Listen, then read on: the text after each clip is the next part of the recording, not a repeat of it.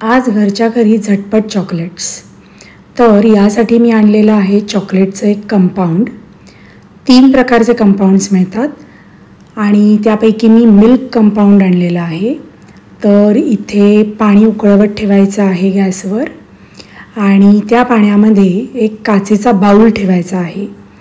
Bowl पाण्याला खाली touch झाला नाही पाहिजे, कारण पाण्याच्या वाफेवरच हे आपलं चॉकलेट मेल्ट होणार आहे.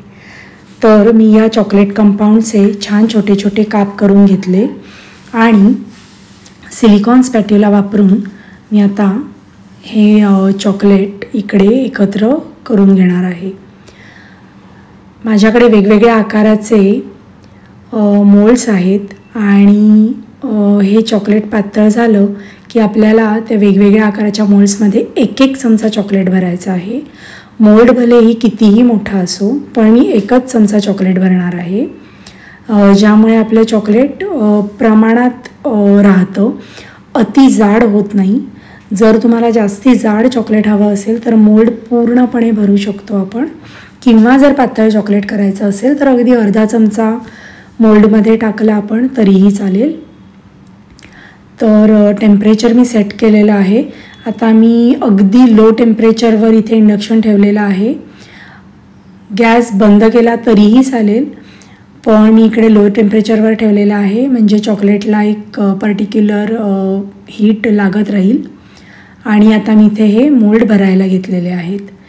तर इकडे बघू शकता तुम्ही, आपण चॉकलेट आजूबाजूला पसरू नये म्हणून स्पॅट्युलावर, म्हणजे सिलिकॉनचा जो स्पॅट्युला घेतलेला आहे त्याच्यावरच छान चमचा व्यवस्थित पुसून हे मोल्ड्स भरून घेणार आहे. मोल्ड पूर्ण भरून झाला की 2-3दा टॅप करायचा आहे आणि मग तो फ्रीझरमध्ये, म्हणजे डीप फ्रीझरमध्ये तुम्ही ठेवू शकता किंवा फ्रीजमध्ये ठेवू शकता. फ्रीजमध्ये ठेवला तर एक 5 मिनटं ठेवला तरी चालेल. डीप फ्रीझरमध्ये ठेवला तर हार्डली 2.5 ते 3 मिनटामध्ये तुमचा मोल्ड तयार होतो. तर मोल्ड काढताना घाई करायची नाही आहे. मोल्ड आधी चेक करायचा की पूर्णपणे चॉकलेट घट्ट झालं आहे की नाही.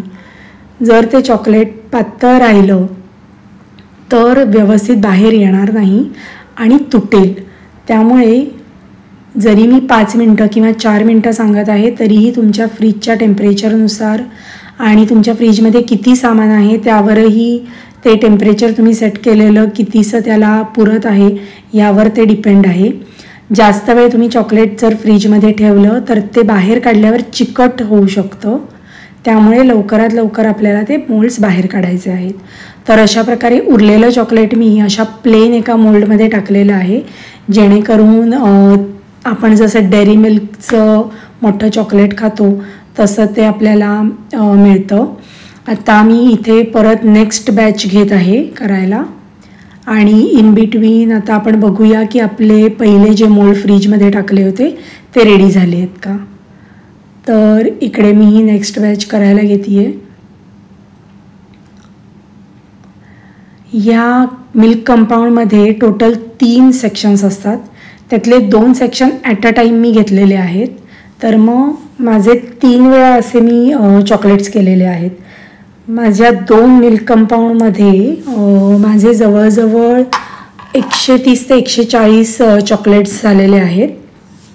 हे बघा, तर इकडे हा मी सिलिकॉनचा ट्रे बाहेर काढला. असेच तुम्हाला प्लॅस्टिकचे ट्रेसुद्धा मिळतात, पण त्यातून हे चॉकलेट्स काढायला जरा अवघड जातं आणि ते स्वच्छ करायलाही अवघड जातात. बरं, प्लॅस्टिकची क्वालिटी काही सांगता येत नाही, त्यामुळे असे सिलिकॉनचे ट्रे तुम्ही घेऊ शकता. तर हे बघा, आपले हे छान चॉकलेट बाहेर आलेले आहेत आणि अजिबात याला आता चिकटपणा नाही आहे. म्हणजे हे असेच्या असे तुम्ही बाहेर ठेवले एका डब्यामध्ये तरीही चालणार आहे, किंवा तुम्हाला नंतर ते रॅप करायचे असतील कोणाला गिफ्टिंग करण्यासाठी तर तसे तुम्ही रॅप करूनसुद्धा ठेवू शकता. तर हा माझ्याकडे एक डायनासोरचा मोल्ड आहे, एक जॉमेट्रिक शेप्सचा मोल्ड आहे. तर हे दोन्ही मी मोल्डमधनं चॉकलेट्स वेगळे करून घेतलेले आहेत. तर इकडे आपले साधारण एका मोल्डमध्ये आपण जे 3 मोल्ड लावलेले होते आणि एका मोल्डमध्ये साधारण 15 चॉकलेट होतात. हे बघा, आता हा मोल्ड माझा कंप्लीट गार झालेला नाही आहे, त्यामुळे मला परत फ्रीजमध्ये ठेवावा लागतो आहे. सो मी हा परत फ्रीजमध्ये ठेवलेला आहे आणि इकडे हा छोटा मोल्ड तयार आहे बटनांचा. तर हे अगदी छोटेसे बटन आहेत, म्हणजे ज्यांना खूप जास्त चॉकलेट खायचं नाही आहे तर त्यांना अगदी हे पातळ चपटं असं बटन तयार झालेलं आहे. त्यांना असे आपण चॉकलेट्स द्यायले तरीही हरकत नाही. असे मी वेगवेगळ्या आकाराचे एक 8-9 मोल्ड्स घेऊन ठेवलेले आहेत. आता ही आपली दुसरी बॅच आहे. चॉकलेट व्यवस्थित मेल्ट झालेलं आहे. तर हे थोडंसं स्मॅश करत करत आपण चेक करायचं आहे. हा सिलिकॉनचा स्पॅट्युला वापरण्याचं कारण म्हणजे चॉकलेट व्यवस्थित काचेपासून वेगळं करण्यासाठी सिलिकॉनचा स्पॅट्युला उपयोगी येतो. कारण चॉकलेट ऑलरेडी चिकट असतं आणि तुम्ही चमच्यानी ते जर करायला गेलात तर ते चॉकलेट वाया जाण्याची शक्यता आहे, म्हणजे जातच ते वाया. तर ते वाया जाऊ नये म्हणून हा सिलिकॉनचा स्पॅट्युला यूज करते मी. तर आता ही आपली दुसरी बॅच आहे. तर मी परत मोल्ड भरलेला आहे. हा आपला मोठा मोल्ड जो आपण लास्ट शेवटचा चॉकलेट टाकून भरलेला होता, तर तो मोल्ड मी असा वेगळा करून घेत आहे. हे बघा इतकं छान. आपला एक छोटासा तुकडा इकडचा फक्त तुटलेला आहे काढताना. आता हा मगाचा मोल्ड जो झालेला नव्हता तर तो रेडी आहे आपला. एक तुम्हाला टीप द्यायची ती म्हणजे एकदा चॉकलेट मेल्ट झालं की ते लगेच मोल्डमध्ये भरावं लागतं. जर ते चॉकलेट सुकलं म्हणजे तिकडेच गार झालं आणि परत तुम्ही गरम केलं तर ते कडक होतं आणि त्यामुळे चॉकलेट वाया जाऊ शकतं. मुलांना असे वेगवेगळ्या आकाराचे चॉकलेट्स खायला मजा येते. तर हे चॉकलेट्स मी आता असे डब्यामध्ये भरून ठेवणार आहे.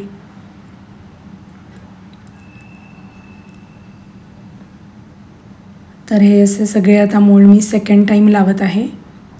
आणि हे आहे माझ्याकडे एक फुलपाखरू, म्हणजे लहान मुलं जे पॉपिट यूज करतात ते इथे मी यूज केलेलं आहे. हे स्वच्छ मी धुवून घेतलेलं आहे. आणि हे पॉपिट भरताना एक काळजी आपल्याला घ्यायची आहे. हे आपल्याला वरपर्यंत पूर्ण भरायचं आहे, म्हणजे मध्ये तुम्हाला या रेषा दिसत असतील तर या रेषासुद्धा आपल्याला दिसल्या नाही पाहिजेत, इतकं हे वरपर्यंत भरायचं आहे. कारण जर या रेषा तुम्हाला दिसत राहिल्या तर जेव्हा तुम्ही हे अनमोल्ड कराल तेव्हा आपल्याला एक एक त्या रेषेमधलं जे 3-3चा पार्ट आहे तो वेगवेगळा मिळेल आणि पूर्ण फुलपाखरू वेगळं आपल्याला असं मिळणार नाही. त्यामुळे हे बघा आता हे आधी मी टॅप करून घेते आणि हे परत वरनं चॉकलेट घालून मी पूर्ण हे कव्हरअप करते.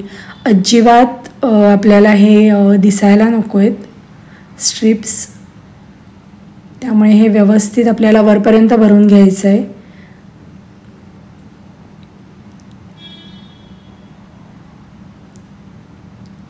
आणि माझ्याकडे रंगीबेरंगी छोटेसे हे स्प्रिंकलर्स आहेत, तर मी ते याच्यावर स्प्रिंकल करते आहे. आणि हे एका डिशमध्ये घेणार आहे. डिशमध्ये ट्रान्सफर करून घेतलं की ती डिश छान आपल्याला फ्रीजमध्ये ठेवता येईल. असेच आता हे स्प्रिंकलर्स घालून मी नेक्स्ट चॉकलेटची बॅच करते आहे. तर मगाशी माझ्या लक्षात आलं नव्हतं, पण आता हे स्प्रिंकलर्स मी त्या चॉकलेटमध्ये सुद्धा घालते आहे. तर हे बघा छान चमचा स्पॅट्युलावर क्लीन करून मग आपण तो यूज करायचा, म्हणजे जिथे तिथे आपलं ते चॉकलेट पडणार नाही. कारण हे सगळं केल्यावर सगळीकडे चिकट चिकट होण्याची शक्यता असते. तर हे बघा आपलं फुलपाखरू आता रेडी झालं आहे. मी हे अनमोल्ड करते आहे, फिंगर्स क्रॉस्ड की हे तुटायला नको कुठेही. लेट्स सी काय होतं आहे. आत्तापर्यंत तरी छान निघालेलं आहे. मी अगदी नाजूकपणे हळूहळू एकेका साईडनी ते काढते आहे. तुम्हाला कळलं असेल मी जे मगाशी तुम्हाला रेषा, हे बघा तरी एक पडलंच आपलं. हे बघा तर हे छोटंसं पडलं आहे. स्टील वी आर सक्सेसफुल की आपलं एक छान फुलपाखरू तयार झालेलं आहे. आता मी काय करणार आहे, मगाशी मी वरनं स्प्रिंकलर्स टाकले होते, आता मी मोल्डमध्ये पुन्हा स्प्रिंकलर्स टाकणार आहे. त्याच्यावर चॉकलेट भरणार आहे आणि परत त्या चॉकलेटवर मी ते स्प्रिंकलर्स टाकणार आहे. तुम्ही असे हे मुलांचे खेळण्यातले मोल्ड्स सुद्धा यूज करू शकता, म्हणजे तुम्हाला वेगळं चॉकलेटचं मोल्ड घेण्याचा खर्च करायला नको. तसे हे चॉकलेटचे मोल्ड फारसे महाग नसतात. साधारण 40 रुपयाला का 50 रुपयाला एक असा काहीतरी मी तो घेतला होता. एक 10-20 रुपये प्राईज इकडे तिकडे असेल. तुम्ही कुठे राहता किंवा कुठल्या दुकानातनं घेता त्यावर ते डिपेंड आहे. पण तुमच्याकडे असे जर पॉकेट्स असतील तर ते सुद्धा तुम्ही यूज करू शकता. हे बघा, हे असं एका ताटलीत मी हे घेतलं आहे. पूर्ण आता परत भरती आहे मी. हे टॅप करत राहायचं आहे आपल्याला भरल्यावर. आणि आता वरनं आपण परत हे स्प्रिंकलर्स टाकून घेऊयात. तर हे सगळे उद्योग मी का करते ते तुम्हाला लवकरच कळेल.